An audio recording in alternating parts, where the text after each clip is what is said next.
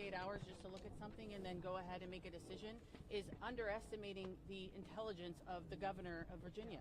Are you willing to answer some questions on camera? Yeah, sure. Are you Melissa? I am. How do you know? I don't know. I got your number. I'm Josh from Channel 7. Hi, Josh. How are you? Good. Can you just, sorry, wait, actually, I'm not going to ask my question. I wait for. Sure, please. No, sorry. I'll answer what I can, but I'm not an attorney, and I'm just here because I was in the area. Oh my gosh. Oh my gosh. I'm One print full too. It's so okay. I get All it. right, no worries, no worries. I guess one question I have is, can you walk? I know you said that you were kind of part of the behind the scenes with making Sure. this happen. Can you just talk through what happened? So Wesley's mom called me on the phone, asked me, just said, I know you're the founder of a national police advocacy organization. This is what my son's going through. Can you help me? You know, this seems like really unfair.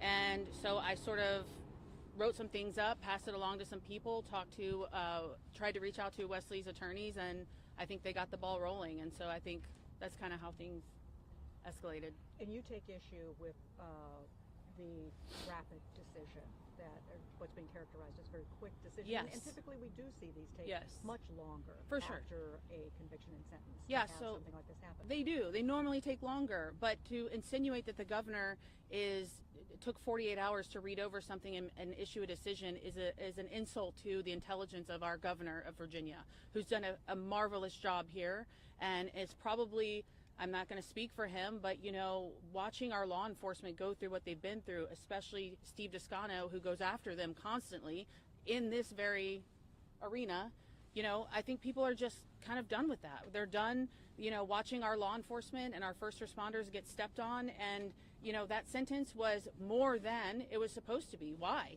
Well, Descano can't even stand there and answer that question. He doesn't want to. He thinks it's irrelevant. The facts are irrelevant. What's important to him is causing a divide between racial barriers and between, you know, socioeconomic barriers. The facts, he wants to stand up there and talk about facts, and he should actually talk about facts instead of try to, like, you know, upset people and get them all riled up. Do you think the pardon itself sends a broader message beyond just this case, kind of to the point you were talking about? I hope so. I hope it does, because we had 2 officers that lost their life in Virginia Beach recently, and I would wager to guess that they were afraid to pull their weapon for the very reason that Wesley Shifflett pulled his. You know, we don't know. Officers don't know. We're in a climate, she was talking about the climate that we're in. We're in a climate where an officer is afraid to do their job. They're afraid to go after actual criminals. And we're rewarding people that are criminals. Ask Descano, the case that just got out for the person that stabbed an officer. He had 4 days. You want to talk about 3 days in jail? How about 4 days after you stab somebody? And, you know, it's just, the law doesn't apply to Descano. He just wants to make it up as he goes along. Where do you weigh in? I mean, you still have a mother that's grieving here. I mean, I know, you know, shoplifting doesn't seem like that big of a deal. I know that the officers never know the situation that they're getting into. Right. But you're standing here listening to the mother, probably also makes you feel a certain way. I'm a mom too. It's a horrible feeling, and I wish nobody would ever have to go through that.